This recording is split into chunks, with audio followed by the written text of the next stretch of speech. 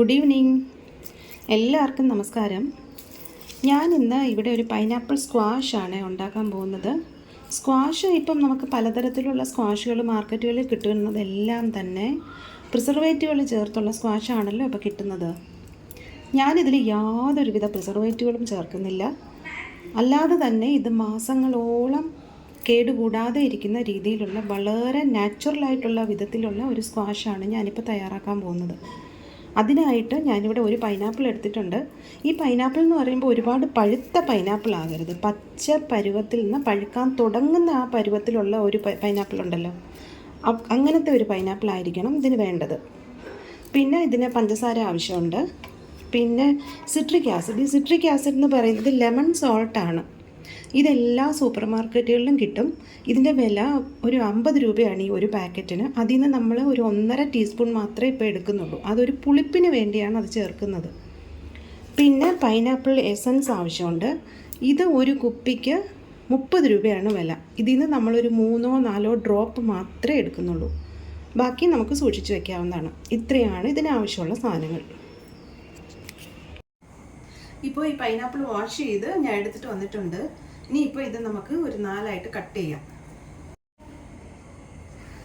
ഈ പൈനാപ്പിൾ എല്ലാം ഞാൻ വാഷ് ചെയ്തെടുത്ത് ഇതുപോലെ കട്ട് ചെയ്ത് വെച്ചിട്ടുണ്ട്. തൊലി ഒന്നും എടുക്കണ്ട, ഇതുപോലെ കട്ട് ചെയ്ത് വെച്ചിട്ടുണ്ട്. കാരണം നമ്മൾ ബ്ലെൻഡറിലോ മിക്സിയിലോ ഒന്നും ഇത് അടിക്കാൻ പോകുന്നില്ല. ഇതിൻ്റെ കോൺസെൻട്രേറ്റ് ആണ് നമ്മൾ എടുക്കാൻ പോകുന്നത്.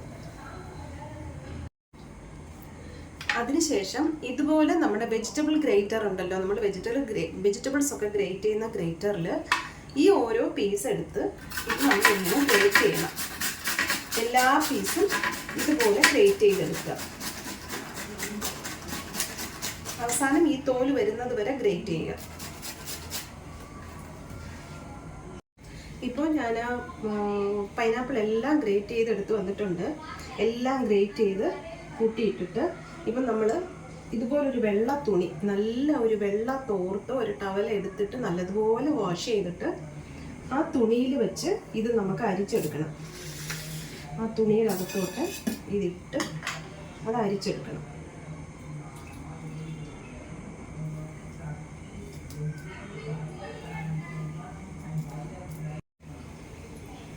ഇതുപോലെ പിഴിഞ്ഞെടുക്കുക.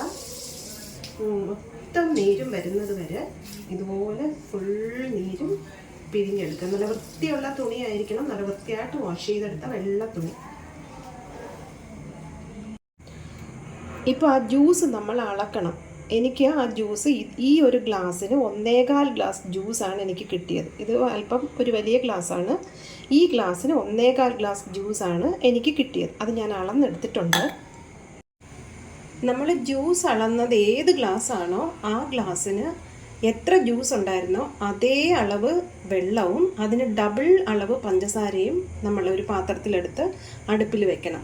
മറന്നു പോകരുത്, മാറിപ്പോകരുത്. ജ്യൂസിൻ്റെ അതേ അളവ് വെള്ളവും ഡബിൾ അളവ് പഞ്ചസാരയും. എനിക്കിപ്പോൾ ഇതിലൊരു 1.25 ഗ്ലാസ് ജ്യൂസ് ഉണ്ടായിരുന്നു. ഞാൻ 1.25 ഗ്ലാസ് വെള്ളവും 2.5 ഗ്ലാസ് പഞ്ചസാരയും എടുത്തിട്ടുണ്ട്.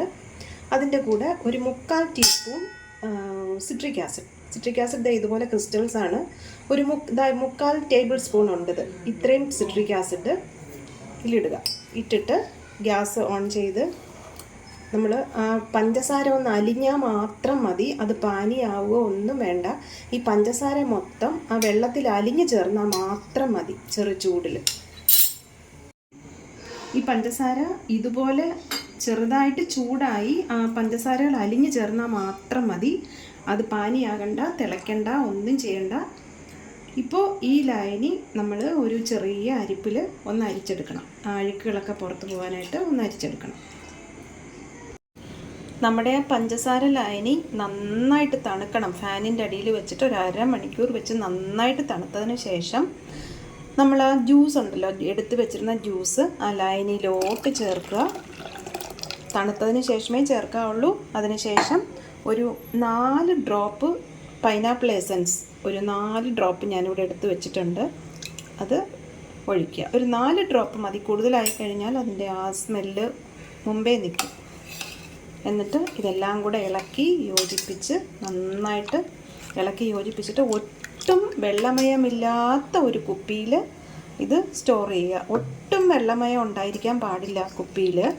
പിന്നെ ഇത് റെഫ്രിജറേറ്ററിൽ നമ്മൾ സ്റ്റോർ ചെയ്യുമ്പോഴത്തേക്ക് എത്ര നാൾ വേണമെങ്കിലും ഇത് കേടാവാതെ ഇങ്ങനെ ഇരിക്കും. പക്ഷേ ഇത് റെഫ്രിജറേറ്റർ ഇല്ലാത്തവർക്ക് ഇതിൻ്റെ പ്രിസർവേറ്റീവ് എന്ന് പറയുന്നത് സോഡിയം ബെൻസോയേറ്റ് ആണ് ഇതിൻ്റെ പ്രിസർവേറ്റീവ്. അത് എല്ലാ സൂപ്പർ മാർക്കറ്റുകളിലും കിട്ടും. അത് ഒരു പാക്കറ്റിന് ഒരു 10-15 രൂപയെ വില കാണുള്ളൂ. അതിൽ നിന്ന് ഒരു നുള്ള് ഇട്ടാൽ മതി. റെഫ്രിജറേറ്റർ ഇല്ല എന്നുള്ളവർക്ക് അതിലൊരു നുള്ള് ഇതിലിട്ടാൽ വെളിയിൽ സൂക്ഷിച്ചാലും ഒരു 6-7 മാസം വരെ ഇത് കേടാവാതെ ഇരിക്കും. ഇപ്പം നമ്മൾ ഇതിൽ പ്രിസർവേറ്റീവ് ചേർത്തിട്ടില്ല. കുപ്പിയിലൊഴിച്ച് ഒട്ടും വെള്ളമയം ഇല്ലാത്ത കുപ്പിയിലൊഴിച്ച് ഫ്രിഡ്ജിൽ സൂക്ഷിച്ചാൽ ഇത് ഒരുപാട് നാൾ കേടാകാതെ ഇരിക്കും. നമ്മുടെ പൈനാപ്പിൾ സ്ക്വാഷ് ഞാനൊരു ഒട്ടും ജലാംശം ഇല്ലാത്ത ഒരു കുപ്പിയിൽ അടച്ച് സൂക്ഷിച്ചിട്ടുണ്ട്. ഇത് നമ്മുടെ റെഫ്രിജറേറ്ററിൽ എത്ര നാൾ വേണമെങ്കിലും കേടുകൂടാതെ ഇരിക്കും. ഇതിൻ്റെ റേഷ്യോ എന്ന് പറയുന്നത് 3:1 ആണ്. അതായത് 1/4 ഗ്ലാസ് പൈനാപ്പിൾ സ്ക്വാഷും 3 മടങ്ങ് വെള്ളവും, അങ്ങനെയാണ് ഇത് കഴിക്കേണ്ടത്. 1/4 ഗ്ലാസ് സ്ക്വാഷ് എടുത്തിട്ട് 3 മടങ്ങ് വെള്ളം ചേർത്ത് 1 ഗ്ലാസ് ആക്കുക. നല്ല ഒട്ടും കെമിക്കലുകളോ പ്രിസർവേറ്റീവുകളോ ഒന്നും ചേർക്കാത്ത ഒരു നല്ല നാച്ചുറലായിട്ടുള്ള ഒരു സ്ക്വാഷാണ്.